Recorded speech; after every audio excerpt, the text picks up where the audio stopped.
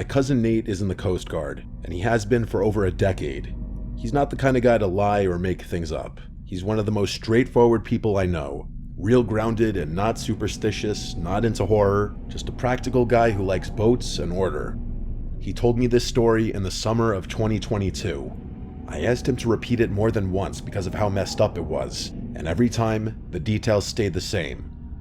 This happened back in 2017, when he was assigned to a lighthouse off the coast of Maine on a 2-week maintenance rotation. The place was called Matinicus Rock, and it's way out there.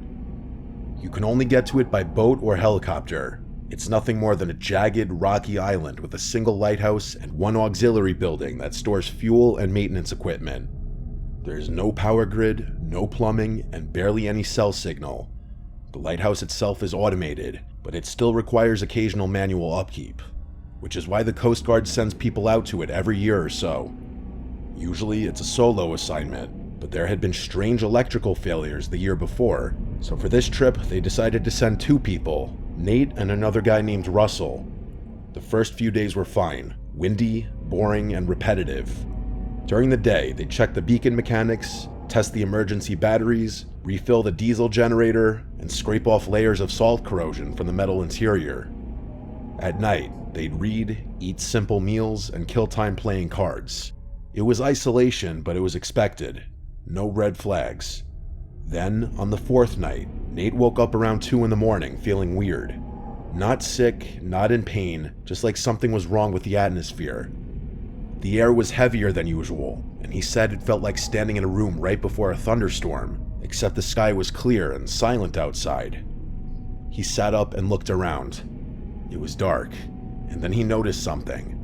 There was no rotation from the beacon. The lighthouse was supposed to send out a sweeping light beam every few seconds, even during maintenance. It was a huge deal if the light failed. He got up and shook Russell awake, and the 2 of them made their way up the narrow spiral staircase to the top of the tower to see what was going on. When they got up there, they found the gears that rotated the beacon were still moving, but the actual light itself wasn't turning. Something was jammed in the mechanism. It was a large, dark piece of cloth, like a blanket or an old coat wedged deep into the gear assembly. The thing was soaked, covered in the slimy, mossy substance, and it smelled like rotting seaweed and mildew. They were both confused. The door had been locked, and the windows were sealed. No wind or birds. It didn't make sense, so they removed the fabric, tossed it outside into the wind, and went back to bed, thinking it was just some bizarre one-off incident. The next night, the exact same thing happened again. Around the same time, just after 2, Nate woke up and saw that the beacon wasn't turning. They went up and found another piece of cloth jammed into the same mechanism. Only this time, it wasn't the same type of fabric. It was smaller. Looked like an old-fashioned scarf or a shawl. It was red, frayed at the edges, and soaked through with what looked like ocean water. It even had tiny crustaceans clinging to it, like it had just come out of the sea. Nate said that was the moment things stopped feeling coincidental. They checked the doors, the windows, the supply closet, but everything was secure. Now they were starting to wonder if someone was messing with them, or worse, if something had gotten into the lighthouse and was deliberately trying to screw with the light. From that night on, they began blocking the stairwell with heavy crates after doing the final check upstairs. They locked the beacon room and the bottom entrance religiously, but on the 7th night, something happened that Nate still refuses to try to explain. He said he was lying in bed, trying to fall asleep, when he heard Russell whispering from across the room. But he wasn't talking to Nate. He was murmuring to the corner of the room, saying strange, disconnected things, like someone was standing there. Nate leaned up and asked what he was saying, and Russell blinked slowly and looked confused. He told Nate he wasn't saying anything. But later that night, Nate woke again and found Russell sitting at the window, staring down at the rocks below. When he asked what he was doing, Russell said he thought he saw someone standing down there on the rocks the night before, barely visible on the edge of the beacon light. He said it looked like someone was watching them, and then disappeared when the light rotated back. After that, things started spiraling. Russell got weirder every day. He stopped sleeping, stopped talking much, and just stared out the window for hours. Nate asked him if he was okay, and Russell would just mutter about noises in the wall or about hearing voices from inside the stairwell. On the 9th night, they both heard footsteps on the stairs. Not the usual creaking from the wind, but real, slow, deliberate footsteps, one after the other, coming down from the beacon room above. Nate looked over and saw Russell standing at the bottom of the stairs, frozen and staring up. He asked him if he'd gone up there, and Russell just looked at him and said no. Then he asked if Nate had. Neither of them had moved. They stood there listening, but the footsteps stopped. The silence that followed was even worse. That night, they shoved a dresser in front of the bedroom door and slept with knives under their pillows. On the 11th night, they were woken up again by the beacon failing. This time, when they reached the top of the lighthouse, the beacon room door was wide open. Not just unlocked, not just cracked open, completely swung open like someone had kicked it in. The wind was howling through, and when they got inside, the beacon wasn't just stopped. It had been deliberately tampered with. The bulb was unscrewed and placed upright in the middle of the room. That thing is industrial grade. You can't just twist it off by hand without effort. Nate stared at it, terrified, while Russell just kept muttering that someone had done it. Then, Nate felt something brush against his back. Something cold. He spun around, but no one was there. Russell had gone pale. He just kept pointing at the wall, whispering that he saw a hand come out of the bricks. They ran back down the stairs and locked themselves in the bedroom. Nate didn't sleep at all. Russell started rocking back and forth in the corner, whispering to someone who wasn't there. The next morning, Nate used the emergency sat phone and called for an early pickup, saying there had been a serious mechanical failure. The boat showed up that afternoon, but here's the creepiest part.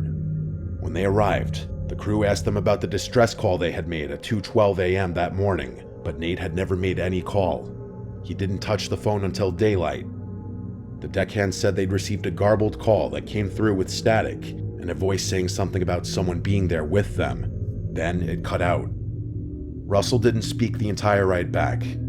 He quit the Coast Guard a few months later and never told anyone what really happened out there.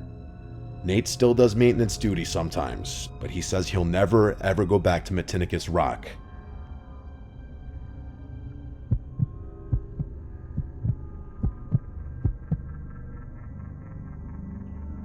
This happened during COVID lockdowns. It was around the point of it where everyone was really getting sick of it and going stir-crazy cooped up in their houses with nothing to do. I was single at the time and was swiping on Tinder and just DMing people while watching movies and shows because really what else was there to do on a weeknight during lockdown? I struck up a conversation with some girl I'd been following on Instagram for years. Her name was Sophia. She goes by Soph. We live in Suffolk County, Long Island, New York. About 20 minutes to half an hour from the Hamptons and like an hour from Montauk. We were bored one night and agreed to hang out. She lives like 5 minutes from me conveniently, so I picked her up. We went for a drive to a nearby park that was closed, and we just drank White Claws there. I immediately got the vibe she was a little rebellious, but like in a cool way. She was down to hop fences and trespass and do things like that. There was a mutual connection very quickly, and within less than an hour, she came up with the idea of driving out to Montauk and walking the cliff walk around the lighthouse. Technically, the lighthouse grounds were closed past sunset. I think they may have been closed in general during lockdown, not 100% sure on that. But right away, I said I was down. I like adventures like that. So we finished our drinks and drove all the way out east to Montauk Point. When we got there, she told me to just park in the lighthouse parking lot. I was a bit hesitant about this, but she seemed pretty confident that there would be no security on a random Tuesday night during lockdown in the off-season. I mean, I didn't see any cars in sight, so I took her word for it. She said she'd done this before, even before COVID. We parked and had another White Claw in the parking lot. I would nervously look around from time to time, making sure no security vehicles were scoping the place out, and she would tell me to relax. We eventually started walking over to the lighthouse. Seeing a lighthouse at night so closely and just staring up at it, it's so cool, but it's also a bit eerie. Can't explain it, but there's something kind of liminal about it. Soph led the way. I guess it was a bit out of the way of the actual entrance, just so we wouldn't be walking directly into the light and potentially exposing ourselves.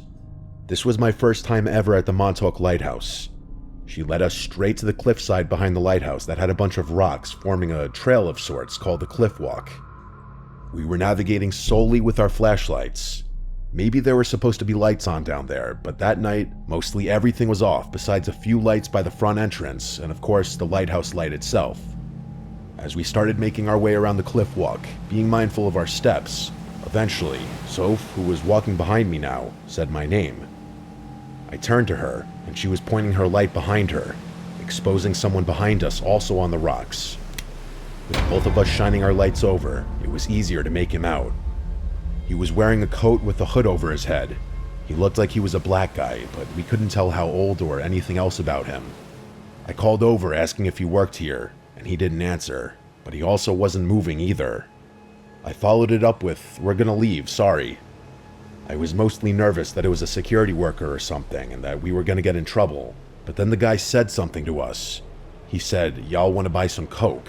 Finding out that wasn't a security guard, but simply a random guy was not a relief at all. If anything, it was more nerve-wracking, because why the hell was this creepy guy following us? Why was he even here?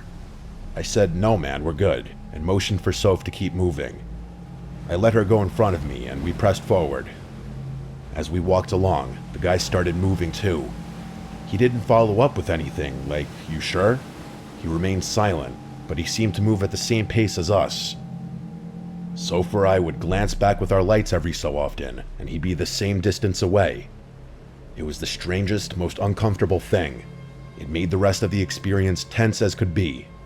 We made it to the end of the cliff walk, and hurried through the grass back to the car. That guy from before was still following, basically matching our speed. We heard him call something over to us. It sounded like, "Where are you going?" This guy was obviously looking for trouble. I didn't want to instigate anything, so I didn't respond, and I told Soph not to as well. We walked side by side quickly to the car, and that's when we noticed two more guys walking over from behind us as well.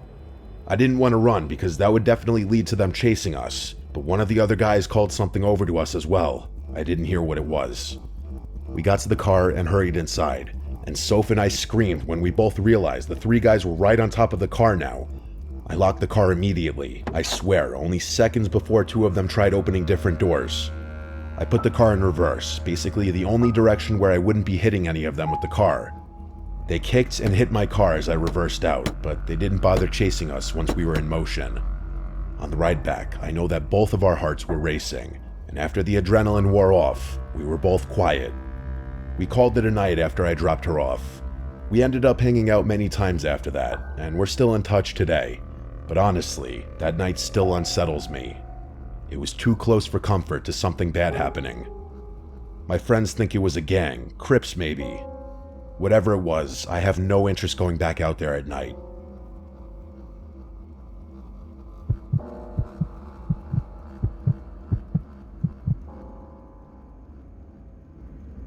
My name is Gregory. This was a story my old friend Ian has told me many times that happened to him many moons ago. I asked him to give me a detailed version in writing recently that he gave me permission to share online because I always found it so unsettling. Ian was one of those guys you only had to meet once to know he was the real deal. 50-something, solid build, weathered skin from decades working in salt air. He worked in marine salvage and coastal infrastructure. Basically, when something broke near the water, Ian was one of the people you'd call to go fix it. But he wasn't just a contractor. He'd been a diver, a ship technician, even spent time doing remote inspections for the government. The guy had seen just about everything, so when he told me this story, I didn't doubt it. Not for a second. He said it happened back in 2013, when he got hired by a small county up in Washington state to do a structural inspection of an old decommissioned lighthouse. The county had inherited the property years earlier and didn't know what to do with it. Developers wanted to tear it down, historians wanted to preserve it, and no one wanted to pay for it either.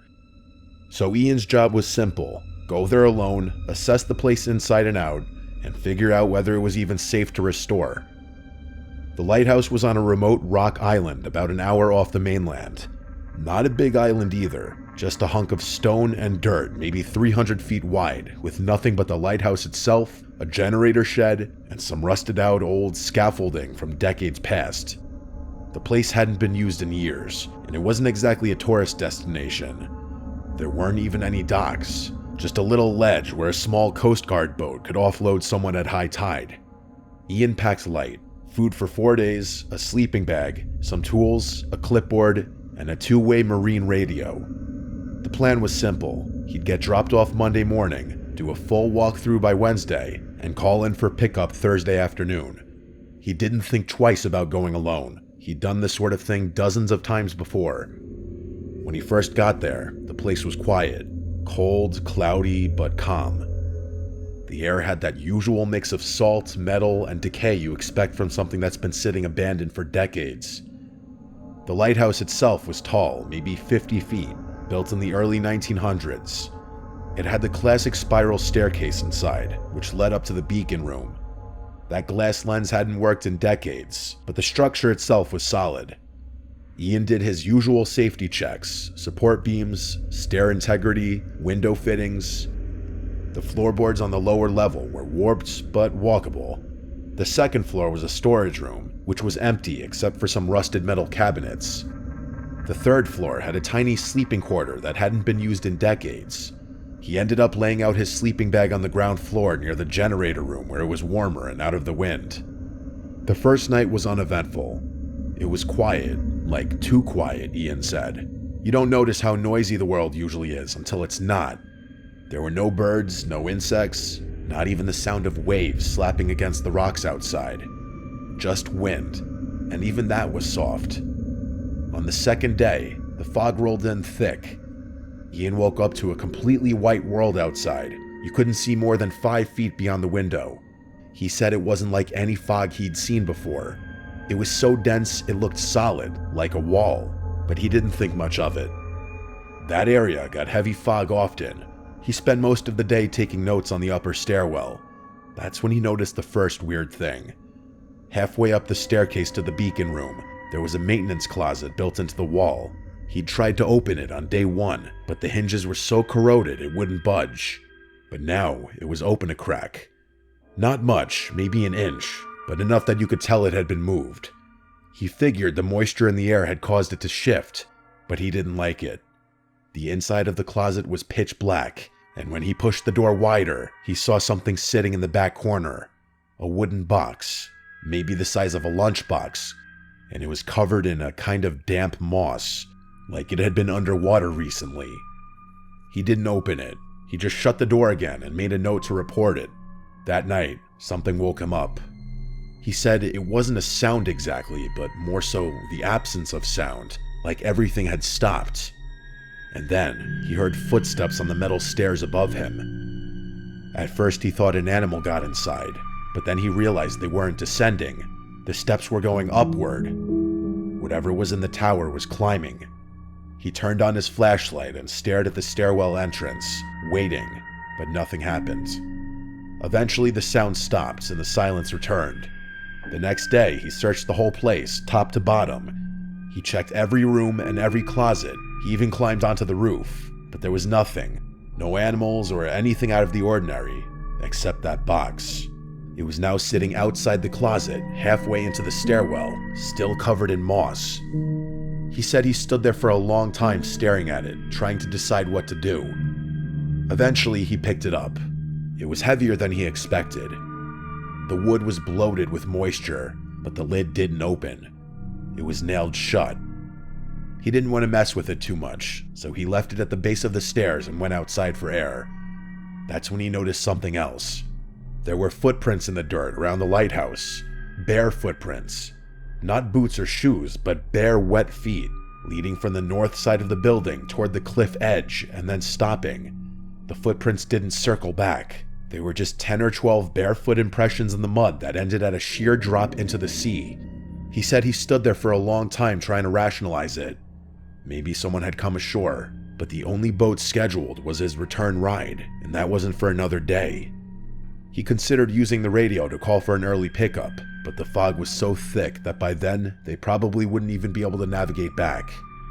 He went inside and locked every door and hatch, and then he wedged the stairwell shut with an iron pipe, and he tried to sleep. That night was worse. Around 1:30 a.m., he heard the door to the upper beacon room slam shut violently. He said the force shook dust loose from the ceiling, Then came the knocking. 3 slow knocks on the inside wall of the tower. Not the front door or window, but the wall itself. Like someone standing just inches behind the plaster, tapping their knuckles against the brick. Ian didn't move. He lay there frozen until the sound stopped. When the sun came up, he checked everything again. The box was gone, and the closet door was fully open. At this point, it was abundantly clear he wasn't alone there, so Ian used the radio and called for immediate extraction. The fog was still heavy, but he told them it was a medical issue. They said they'd try to get a boat there within a few hours. He packed everything and waited by the landing ledge. The fog didn't clear. In fact, it apparently got thicker. He sat there for nearly 7 hours, unable to see anything more than a few feet in front of him. The sun was going down, and the air had gotten cold. He heard someone walking behind him in the gravel near the base of the lighthouse, but when he turned around, there was no one there, or he simply just couldn't see who it was through the fog. He ran to the edge of the cliff and stayed there until he heard the boat horn in the distance. They pulled him out just after dark. The deckhand who helped him on board asked why he looked like he'd seen a ghost. Ian told him that the lighthouse was unsafe and should be sealed off. He filed a brief report back at the office. He said the structure was compromised and not fit for entry, but he never mentioned the footsteps or the box. He told me he didn't because he genuinely considered the possibility that he simply was losing his mind in isolation. This was around the end of what Ian sent me in writing. Ian never went back to that lighthouse. He wrapped up his remaining projects that year and quietly phased himself out of field work. Within a year, he stopped taking contracts altogether, said he wanted to focus on dry land from then on. When I asked if it was because of the lighthouse, he just shrugged and said he'd seen enough out there. I pressed him once, just once, about what he really thought happened on that island. He looked me dead in the eye and said something that kind of stuck with me ever since. He said, "Some places are meant to be left alone. They just need time and silence." That was all he'd say. I tried to look into the lighthouse myself a while back, but I couldn't find much. The coordinates he'd scribbled in his notes don't point to any listed structure. The county records mention a decommissioned tower somewhere off the coast, but there's no official name and no accessible history. It's like he was never really there in the first place. And that's the part that unsettles me most. Not what Ian said, but what nobody else ever did. I don't honestly know whether I hope Ian really was just for whatever reason going crazy on that island or not.